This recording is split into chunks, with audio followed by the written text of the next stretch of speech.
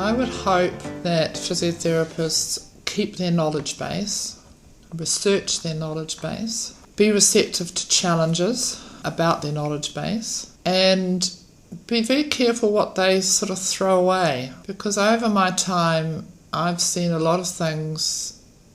I mean, it's an ever-widening, ever-increasing area of knowledge and expertise. But I've always had an approach that you should always use an eclectic approach to treatment of patients. You work out, you might do a bit of manual, bit of massage, and that seems to be something that's gone by the board a bit of PNF, a bit of bow bath, or whatever is appropriate for the patient and what they present, in particular an evaluation. But be prepared to stand up and be able to support, sort of argue it out to other people. Because over the time I've seen things get dropped off and then come back and be picked up by other groups. I mean, I sort of think of things we used to do for asthma, children with asthma, people with asthma. Well, you get the, Bodenko or something, methods, which is not too dissimilar from what we used to do. I've stopped people going into car, I've stopped a patient going into a cardiac arrest when the patient next to her was having a cardiac arrest, simply by doing relaxation and breathing techniques.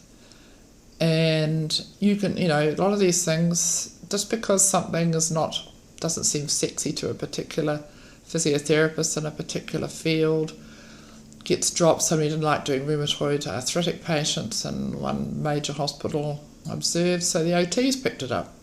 And then the physios started complaining because the OTs were doing all this splinting and doing all these exercise groups and different things but I said, it's your own fault. We had problems with massage at one stage, but physiotherapists let it go a little bit. So public want massage. If you're going to give it away, if you're not doing it, give it away and give it away properly and so on. But if you're going to keep doing it, and I think there's a huge need for physiotherapists, and I think they've got to be able to speak up and that's where I think the university education has made leaps and bounds for physiotherapists, because we did a lot of things under the old apprenticeship way because that was the way it was done and that's the way you kept on doing it, and it worked. You didn't know why it worked, but it worked. But now you've got to know why it works, and there will be new techniques, new equipment, new things, but I think always remember the basic hands-on. It's what we're good at doing, and that's one of the problems, one of the complaints I used to hear from other people or other professions sometimes was physiotherapists don't know how to handle patients, and that was something we were always very good at. And I think it comes from part of the massage and part of the handling.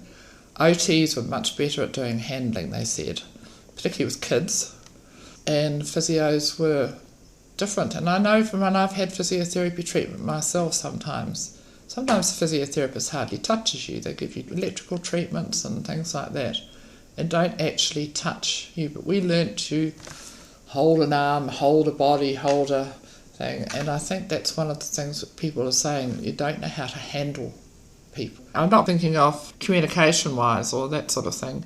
It's more the actual physical handling of feeling a limb or a body or whatever, a part of a body, and being able to assess that and give confidence to the patient and build up that relationship. Sometimes some of it's too hands-off. Just keep that going, because I think it's very important. We have a very important role, and there may be other areas of practice where you can make get a tremendous involvement, tremendous amount of achievement, and maybe an area you're not thinking of at the present time.